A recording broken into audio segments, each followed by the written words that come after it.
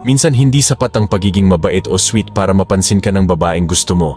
Dahil sa totoo lang, ang emosyon ng tao ay hindi laging naaapektuhan ng kabaitan, kundi ng paraan ng paglaro sa isip. Dito pumapasok ang tinatawag na dark psychology, ang sining ng pag-unawa at paggamit ng mga psikolohikal na galaw para makuha ang loob ng isang tao ng hindi mo kailangang magsalita ng diretsyo. Hindi ito tungkol sa pangmamanipula o panlilinlang, kundi sa paggamit ng kaalaman sa human behavior para makuha ang atensyon at emosyon ng babaeng gusto mo. Kapag marunong kang gumamit ng dark psychology tricks, hindi mo kailangang habulin. Dahil kusa siyang mapapaisip, bakit parang iba siya? Ang utak ng babae ay komplikado. Hindi mo siya basta makokontrol sa salita o regalo. Pero kapag alam mo kung paano gumagana ang emosyon niya, kung kailan siya magiging curious, kung kailan siya mawawala sa balance, doon mo makikitawa ang totoong kapangyarihan ng impluensya.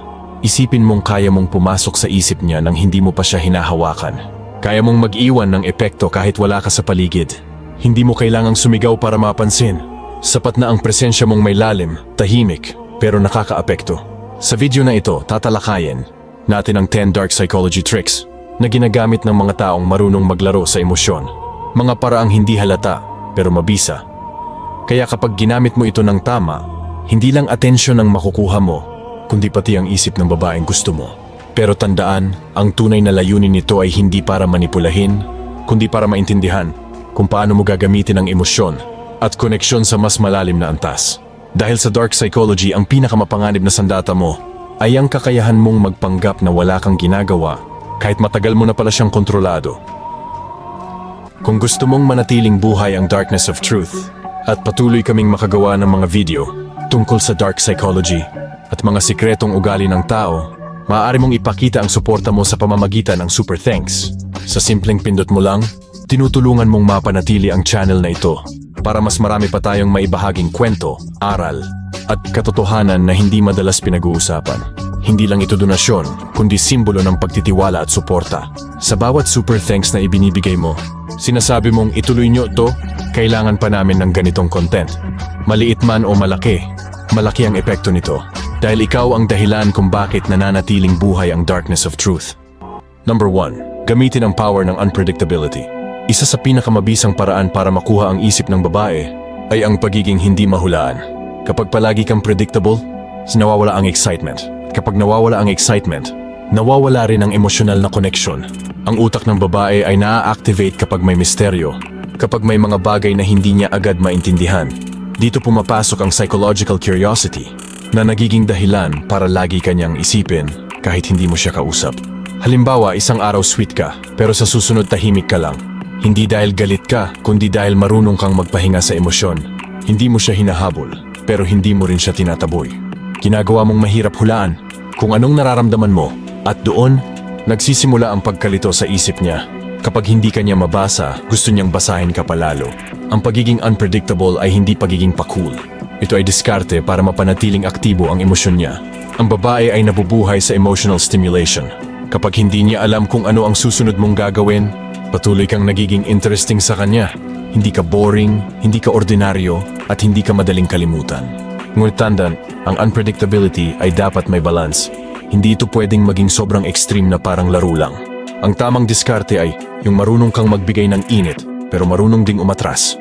Marunong kang magparamdam, pero marunong ding mawala sandali para hanapin kanya. Sa dark psychology, ang ganitong uri ng kontrol ay malakas dahil hindi mo kailangang sabihin na gusto mo siya.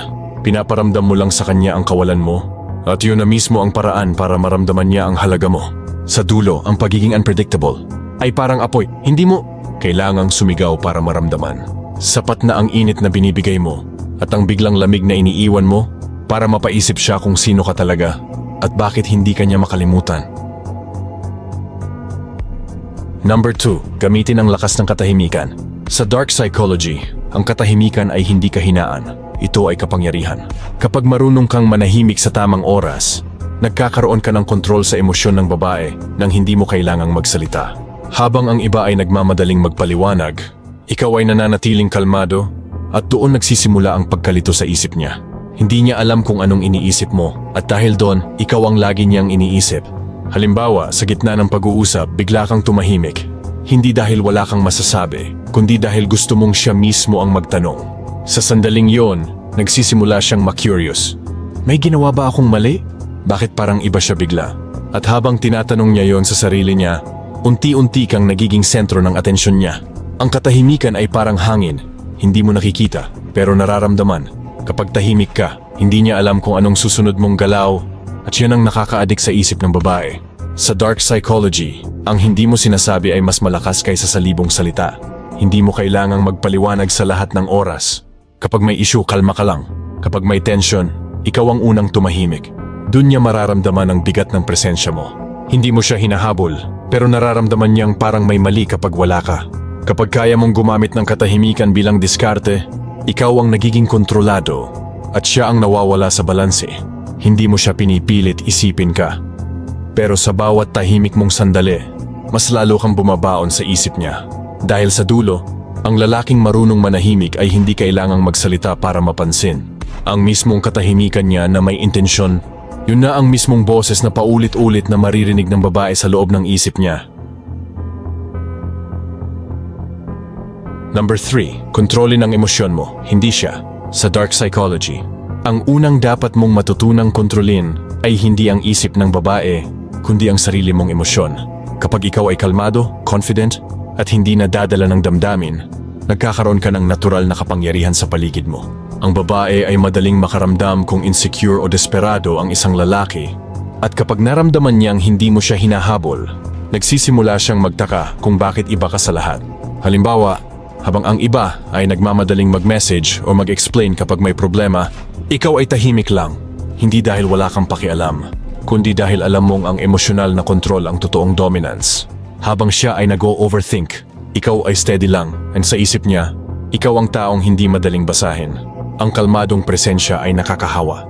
Kapag kasama ka niya at hindi mo pinapakita ang tensyon, napapansin niyang iba ang aura mo. Hindi mo kailangang sabihin na confident ka dahil nararamdaman niya ito. Sa puntong iyon, nagsisimula siyang maging curious kung bakit hindi ka natitinag at kung bakit parang ikaw ang may hawak ng sitwasyon. Kapag marunong kang magpigil sa emosyon mo, nagiging misteryoso ka sa mata ng babae. Hindi mo kailangang magpanggap, sapat na ang pagiging composed mo sa kahit anong sitwasyon.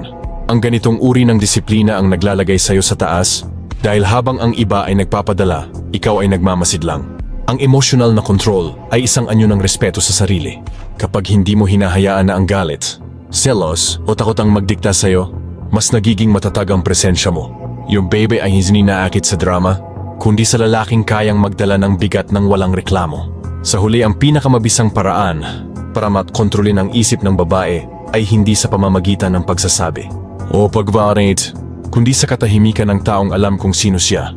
Dahil ang lalaking kontrolado ang sarili, siya ang lalaking hindi niya kayang kalimutan. Number 4, ipakita na hindi mo siya kailangan.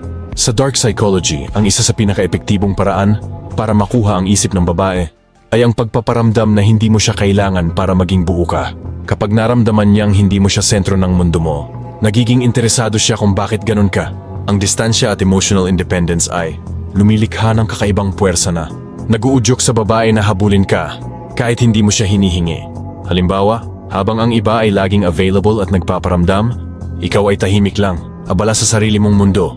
Hindi mo siya tinataboy pero hindi mo rin siya inuuna. Nakikita niyang masaya ka kahit wala siya, at doon nagsisimula ang takot niya na baka hindi ka na kailanganin din.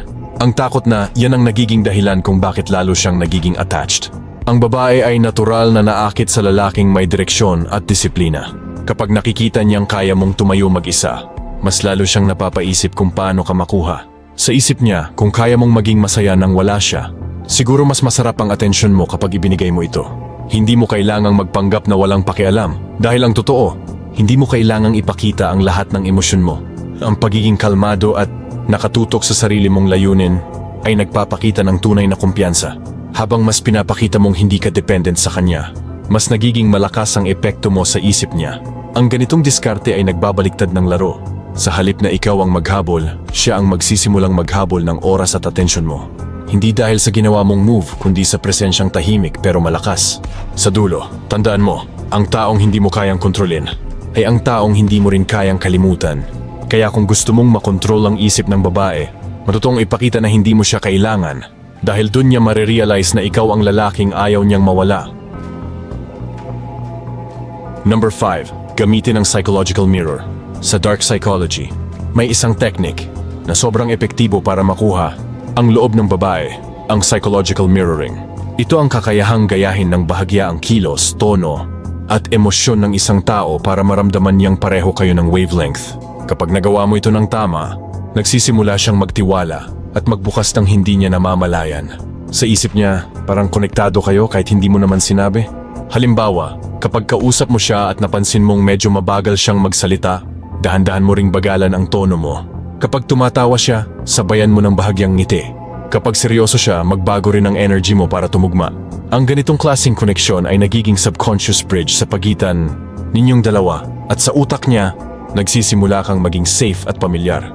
Ang mirroring ay hindi panggagaya, kundi pagbibigay ng emosyonal na salamin. Sa bawat pagkilos mo na pareho sa kanya, nararamdaman niyang naiintindihan mo siya.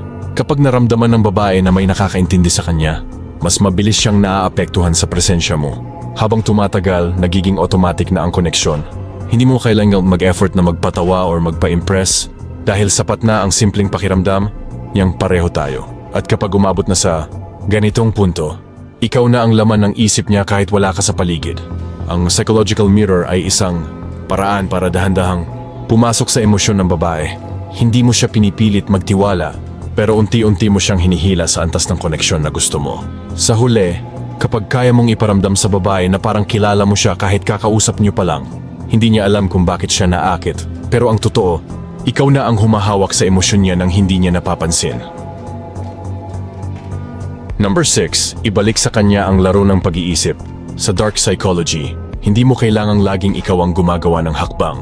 Minsan, mas malakas ang epekto kapag pinapaikot mo ang sitwasyon pabalik sa kanya. Ang tawag dito ay reverse psychology. Isang paraan ng pagbibigay ng ideya na taliwas sa gusto mo para siya mismo ang magdesisyon na gawin ito. Kapag ginamit mo ito ng tama, mararamdaman ng babae na siya ang may control. Pero sa totoo lang, ikaw ang nagdidirekta ng emosyon niya. Halimbawa, kapag naramdaman mong medyo lumalayo siya, huwag mo siyang habulin. Sabihin mo lang sa tono ng kumpiyansa, mukhang marami kang ginagawa ngayon, baka kailangan mo muna ng space. Sa isip niya, hindi niya alam kung bakit, pero bigla siyang mapapaisip kung bakit parang wala kang pakialam. Doon siya magsisimulang magtanong, bakit parang ang dali niya akong bitawan? At mula roon, unti-unti siyang hihila pabalik. Ang reverse psychology ay gumagana dahil hinahamon nito ang ego ng babae. Kapag naramdaman niyang hindi mo siya hinahabol, nagkakaroon siya ng urge na patunayan sa sarili niya na may halaga pa rin siya sa'yo. At habang sinusubukan niyang makuha ulit ang atensyon mo, hindi niya alam na ikaw na pala ang naglalaro sa isip niya. Pero ang sikreto rito ay timing.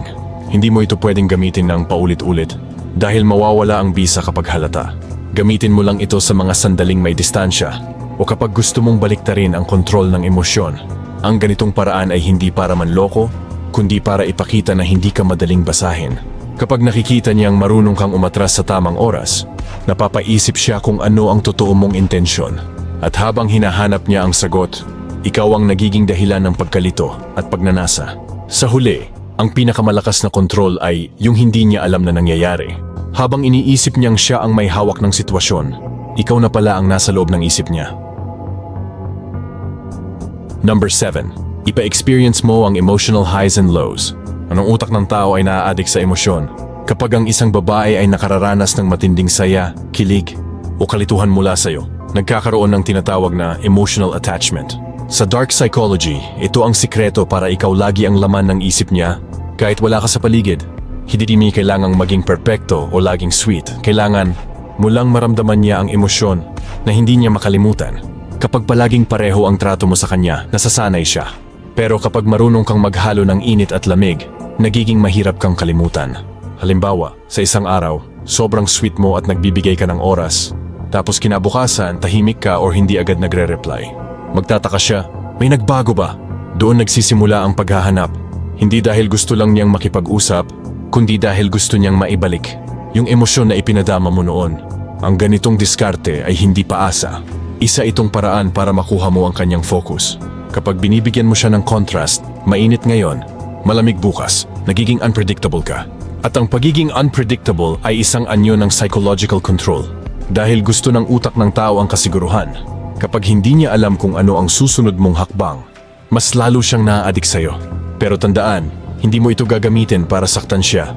Ang intensyon mo ay para iparamdam sa kanya na hindi basta-basta ang presensya mo. Gamitin mo ang distansya bilang sandata. Kapag lumayo ka saglit, huwag dahil gusto mong iwasan siya, kundi para maramdaman niya ang halaga mo. Minsan, ang katahimikan ay mas malakas kaysa sa libong mensahe. Kapag nagawa mong iparamdam ang ganitong emotional na contrast, nagsisimula siyang mag-isip ng malalim tungkol sa'yo. Bakit ko siya naiisip kahit hindi kami nag-uusap? Ito ang eksaktong epekto na gusto mong mangyari. Isang mental loop na paulit-ulit niyang babalikan. Sa ganitong paraan, hindi mo kailangang pilitin siyang isipin ka. Kusang mangyayari yon dahil nakaukit na sa isip niya ang mga emosyon na ikaw lang ang nagbigay. Ang mga emosyon ang tunay na koneksyon, hindi salita. Sa huli, tandaan mo, kapag natutunan mong kontrolin ang emosyon, kaya mong kontrolin ang atensyon. At kapag hawak mo na ang atensyon ng isang babae, kahit gaano pa siya lumayo, ikaw pa rin ang magiging tahimik na ingay sa likod ng kanyang isipan, ang hindi niya maipaliwanag pero hindi rin niya matakasan. Number 8. Gamitin ang lakas ng mystery. Ang isang lalaki na madaling basahin ay madaling kalimutan. Pero ang lalaking may misteryo, yun ang hindi mabura sa isip ng babae. Sa dark psychology, mystery is power. Kapag hindi niya alam kung ano talaga ang iniisip mo, kung ano ang susunod mong gagawin, nagkakaroon siya ng mental fixation. Lagi niyang gustong tuklasin kung sino ka talaga at doon nagsisimula ang kanyang pagkahumaling. Halimbawa, may mga pagkakataong tahimik ka lang pero halatang may lalim ang iniisip mo. Hindi mo agad sinasabi ang lahat tungkol sa'yo. Hindi dahil may tinatago ka, kundi dahil gusto mong panatilihing may puzzle sa pagkatao mo. Kapag may hindi siya maintindihan, mas lalo niyang gustong intindihin. At sa tuwing susubukan niyang unawain ka, mas lalo siyang nag-i-invest ng emosyon. Sa psychology, ito ang tinatawag na curiosity attachment. Ang utak ng babae ay nagre-release ng dopamine tuwing nakakakita siya ng bagay na hindi pa niya lubos na nauunawaan. Kaya kapag ikaw ay misteryoso, ikaw ang nagiging source ng dopamine niya.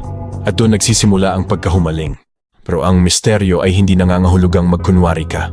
Ipakita mo pa rin ang totoo mong sarili, pero hindi lahat ng sabay-sabay. Ibigay mo lang ng paunti-unti, parang isang nobelang hindi niya kayang bitawan. Ang mga sikreto ay iparamdam na may lalim sa likod ng bawat tingin, bawat salita at bawat kilos mo. Kapag marunong kang magtago ng kaunting piraso ng sarili mo, nagmumukha kang kakaiba sa mata ng babae. Hindi katulad ng mga lalaking laging available, laging nagpapaliwanag, laging humahabol. Ikaw yung tipo ng lalaki na kahit tahimik, nakakahumaling. At kapag naramdaman niyang hindi kanya kayang basahin, doon siya magsisimulang mapaisip sa'yo kahit wala ka. Dahil ang misteryo ay parang apoy, mas pinipilit mong unawain, mas lalo kang nasusunog dito. Sa dark psychology, hindi mo kailangang maging perpekto para makuha ang isip ng babae. Kailangan mo lang maging palaisipan. Isang taong hindi niya makuha ng buo, pero hindi rin niya kayang bitawan. Number 9. Ibalik sa kanya ang emosyon, hindi ang salita.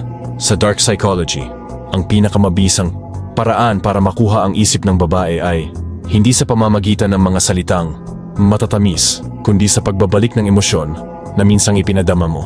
Ang emosyon ang tunay na wika ng koneksyon.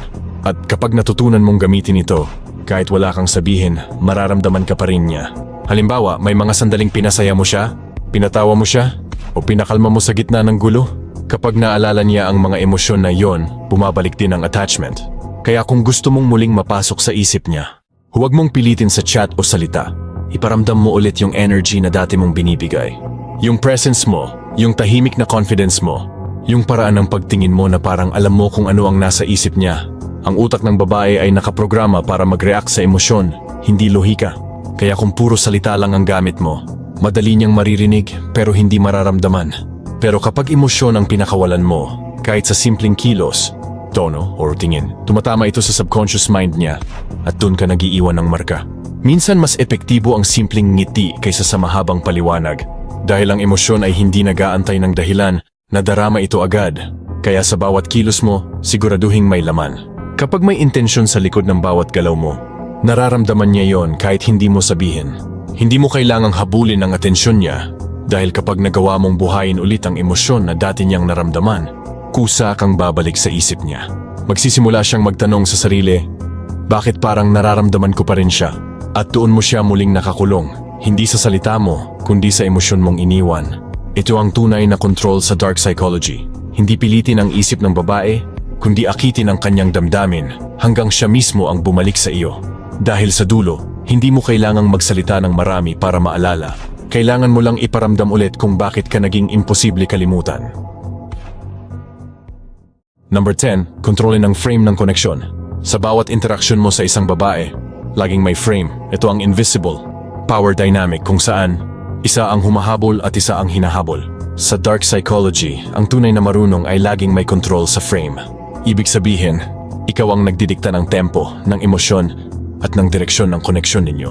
Kapag hawak mo ang frame, ikaw ang nagiging sentro ng emosyon niya kahit hindi ka nagsasalita.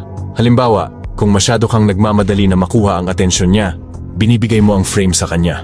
Pero kung marunong kang maghintay, magbiro, o magpakita ng kumpiyansa kahit hindi siya agad nagre-reply, pinapakita mong ikaw pa rin ang may control. Yung swapid ay natural na na-attract sa mga lalaking kalmado, may direksyon, at hindi nagpapaikot ng emosyon. Dahil ang ganitong presensya ay nagbibigay ng sense of dominance, hindi sa pisikal na paraan, kundi sa mental na aspeto. Kapag nakikita niyang hindi ka nadadala ng emosyon, nagsisimula siyang ma-curious. Bakit parang hindi siya kagaya ng iba? Sa simpleng paraan ng pananalita, paghawak ng tingin o paglalakad, mararamdaman niya na ikaw ang may hawak ng sitwasyon at doon nagkakaroon ng psychological imbalance. Ikaw ang nagiging axis kung saan umiikot ang kanyang emosyon. Sa dark psychology, ito ang tinatawag na frame control technique. Hindi mo kailangang manipulahin o saktan, kailangan mo lang ipakita na ikaw ang kalmado sa gitna ng bagyo. Kapag maramdaman niyang hindi mo siya kailangang habulin para mapansin, doon niya marirealize na ikaw ang may halaga. Ang sikreto dito ay emotional detachment. Kapag hindi ka nadadala ng emosyon niya, mas lalo siyang nadadala ng emosyon mo. At kapag nasanay siyang ikaw ang nagbibigay ng direksyon sa usapan, sa mood at sa connection ninyong dalawa, subconsciously, siya na mismo ang mag-a-adjust sa'yo. Yadul ang may control sa frame ang may control sa relasyon. At kapag ikaw ang marunong humawak nito, hindi lang isipan ng babae ang makukuha mo, kundi respeto, paghanga at pagnanasa. Dahil sa mata ng babae, ang lalaking kayang kontrolin ang emosyon at direksyon ng koneksyon ay ang lalaking hindi niya kayang bitawan. Reminder at awareness para sa gumagamit ng dark psychology. Ang dark psychology ay hindi laruan. Oo, totoo na kaya nitong baguhin ang takbo ng isip ng isang tao, pero dapat mong tandaan, ang tunay na lakas ay hindi nakikita sa kakayahang manipulahin, kundi sa kakayahang kontrolin ang sarili. Kapag ginamit mo ang mga teknik na ito para saktan o sirain ang damdamin ng iba, babalik din sa iyo ang epekto nito sa paraang hindi mo inaasahan. Ang bawat emosyon, bawat isip ay may hangganan. Kapag ginamit mo ang mga aral ng dark psychology, gamitin mo ito para sa awareness, para mas maunawaan kung paano gumagana ang tao, hindi para abusuhin ang kanilang kahinaan. Ang layunin nito ay hindi para paikutin ang babae, kundi para ma-develop mo ang disiplina sa sarili mong isip at emosyon. Maraming lalaki ang nauuhaw sa kontrol, pero nakakalimutan nila na ang unang dapat nilang makuha ay ang kontrol sa sarili. Kapag marunong kang magtimpe, magbasa ng emosyon, at manatiling kalmado sa gitna ng tensyon, dun mo lang tunay na masasabi na alam mo ang dark psychology. Dahil ang tunay na mastery ay hindi sa panalo, kundi sa disiplina. Tandaan mo rin, bawat babae ay may sariling karanasan, trauma at emosyon. Hindi mo alam kung gaano kalalim ang pinagdaanan nila, kaya kapag naglalaro ka ng emosyon, siguraduhin mong alam mo ang hangganan. Dahil minsan, ang ginagawa mong laro ay realidad na masakit para sa kanila. Gamitin mo ang kaalaman para sa self-improvement. Matutong basahin ang motibo ng tao, unawain kung sino ang totoo, at iwasan ang mga sitwasyong magpapahina sa'yo. Dahil ang tunay na lalaking marunong sa dark psychology ay hindi nangangailangan ng panlilinlang para magmukhang malakas. Siya ay matatag dahil alam niyang kontrolado niya ang sarili niyang isip. Kung gusto mong maging karapat-dapat sa respeto at atensyon, unahin mong maging disiplinado sa loob. Dahil kahit gaano ka katalino sa laro ng isipan, kapag sarili mong emosyon ang bumagsak, ikaw pa rin ang matatalo sa dulo. Kaya bago mo gamitin ang dark psychology sa iba, gamitin mo muna ito sa sarili mo. Alam kung sino ka, ano ang gusto mo, at bakit mo gusto ito. Dahil ang pinakamapanganib na tao sa mundo ay hindi yung kayang manipulahin ng iba, kundi yung kayang kontrolin ang sarili kahit walang nakakakita. Sa wakas, naipakita mo na ang mga lihim ng dark psychology, hindi para manloko, kundi para maintindihan kung paano gumagana ang puso at isip ng tao. Kung gagamitin ng tama, the nose techniques tumitro ay magbibigay sa iyo ng disiplina, confidence, at control na natural mong hinahanap pagkatapos ng rejection. O kapag gusto mong mag-level up sa relasyon, Huwag mong kalimutan, ang tunay na kapangyarihan ay nasa pagkontrol ng sarili. Bago mo subukan ang alinman sa mga tricks na napag-usapan natin, siguraduhin kontrolado mo muna ang emosyon mo at malinaw kung ano ang hangganan mo. Hindi ka dapat maging dahilan ng sadyang sakit ng iba. Gamitin ang mga strategiya para mapabuti ang sarili. Magpakita ng misteryo dahil mas pinipili mong mag-focus sa growth. Manahimik dahil natutunan mong hindi lahat ng bagay kailangang ipaliwanag. At mag-level up dahil alam mong ang halaga mo ay hindi nakabatay sa approval ng iba. Ito ang authenticity na kayang magdulot ng tunay na respeto. Maging responsable sa paggamit nito. Ang dark psychology ay malakas at kapag ginamit ng walang konsensya, maaari itong mag-iwan ng permanenteng sugat.